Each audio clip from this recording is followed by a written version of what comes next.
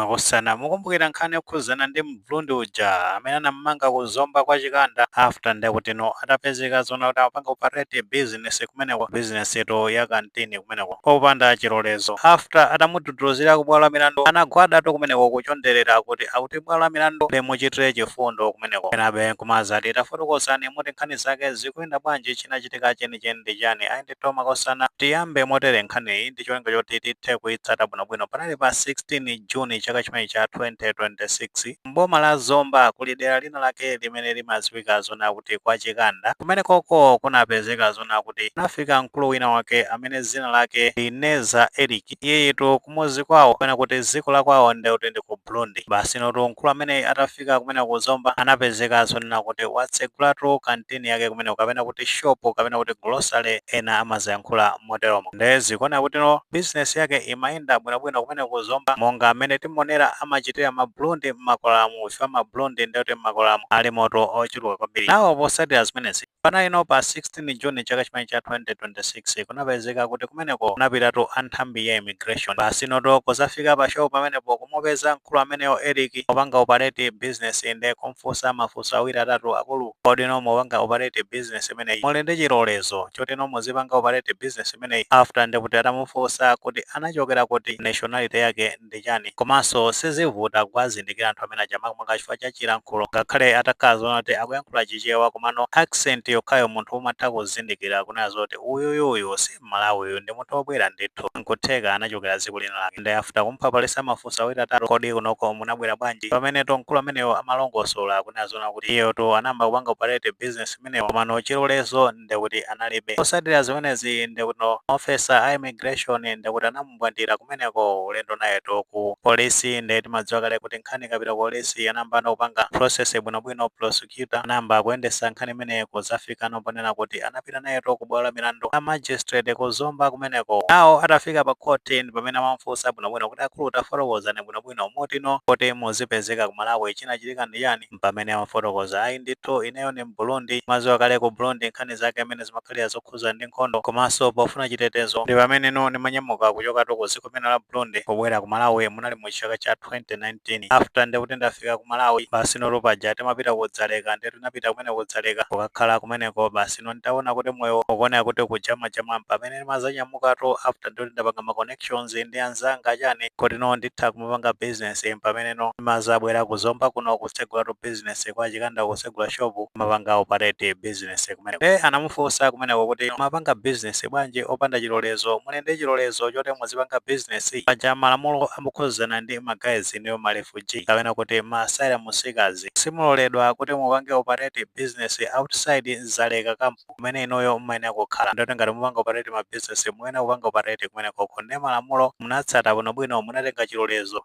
Erikitu apa pakomwa apa pakusamba ndeno kwafunsa kuti mlandu umenewo mukuvomera kapena mukukana iwoto. Eriki anapeza kuti mlandu uja auvomera kuti anapamula mlandu chifukwa chona kuti samadziwa kuti ndondomeko zimayenera kukhala motero. Ndi basi itu kumene kuja kuyamba kupempha ayi ndithu ndimupereka chigamulo chonde mundiganizireko chifukwa chona kuti ineyo ndi mwana wang'ono chani amadalira ine kuti ndimuthandize chani ndi chigamulocho mumapereka mundiganizire bwinobwino. Ndi paja timadziwa bwinobwino nkhani ngati zimene zikakazona kuti zapita ku bwalo la milandu ambali ya boma amayenera kukhala ndi owayimira kumeneko ena mazati lawyer wa boma ena mazati prosecutor. Pano prosecutor amene amayimira mlandu umene kuchokera kumbali ya boma anachokera no ku nthambi ya immigration amene watu ndiye bambo Chiruwe cha Malonje ndi pamene amanena zona kuti akulu amenewa anaphwanya ndithudi malamulo potengera ndi malamulo okhuzana ndi nthambi ya statutory omweno inapasidwa mphamvu potengera ndi section 123 imene imanena zona kuti iwo ndamene ine mphamvu yoperekatu zilolezo kapena kuti license yonena kuti atha kumapanga operate ma business munthu. Ndi Eriki poti anaphwanya lamulo limeneli lamulolo likuyenera kugwira ntchito ndi sakuyeneka ndithu kuwamvera chisoni amenewa akuyeneka zona kuti amapereka chigamulo chimenecho akuyeneka kuwakumbukira akuyeneka kuwalanga zenizeni ndi cholinga choti anthu ena ake amenenso amakhala kupanga mchitidwe ngati umenewo umangonyamukatuka ndi kuti kudzaleka kuja kumapita m'makwalamo kaya m'mataunimo ukatsegula mashopu kumeneko tsatsata ndondomeko bwinobwino amenewo ndikuti aphunzirepo china chake. Awo posatira zimenezi ameneto amamva mlandu umenewo magistrate Stephen Jacob Nambiri anagwirizanato ndi bambo Chiruwe cha malonje ochokerato ku nthambi ya immigration amene akuyimira boma pa mlandu umenewo kunena zona kuti ndizoonadi anthu achulukira kwambiri makamaka amenewa amene akupanga mabizinesi opandato zilolezo m'makwalamo m'mataunimo ndi pali ndithu concern yayikulu ndi zinthu zimenezi ofuna kuti osamangozionerera zikumachitika ndi akupereka chigamulo aganiziranso zinthu ngati zimenezo kuti no ena ake aphunzirepo phunziro pamenepa kuti malamulo amene akutsatidwa chifukwa osati munthu angobwera uko ngati asayira musika kuti no afuna chitetezo china chake kaya kwawoko kuli nkhondo kaya kwawoko akufuna kumpanga chipongwe china chake kaya kuli ziwawa zina zake kwawoko then wabwera ku dziko la Malawi ampasa mwayi kuti atha kukhala ku kampo kudzalekako ndi azitulukanso kumeneko kumakapanga rani mabizinesi ngati amenewa zimenezo sizikuyenera kupangidwa toalete ku Malawi ndi akamapereka chigamulo pa 2 Julayi chaka chimene cha 2026 azaganiziranso zinthu zimenezo kuti azamugagade zenizeni ndi cholinga choti ena ake aphunzirepo kani mabulonde kani masomalians kani makongolezi amene makhala kupanga operate mabizinesi ngati amenewa m'makwalala aziwe zona kuti lamulo likuyenera kugwira ntchito. Ayi ndithu makosana nkhani zake ni mmene zikuyendera zimene zisoto ndi zimene tikuziona kuzikuona South Africa liso ma crackdown kumeneko nkhani zake ambiri tikuzitsata bwino paja kunena zona kuti anthu amene amafuna asayiramo kumeneko sakwenekanso kumapanga operate mabizinesi ngati amenewa pokhapokha pakhaleno dongosolo bwinobwino ndi mmene nkhani zake zimakhala zikuyendera.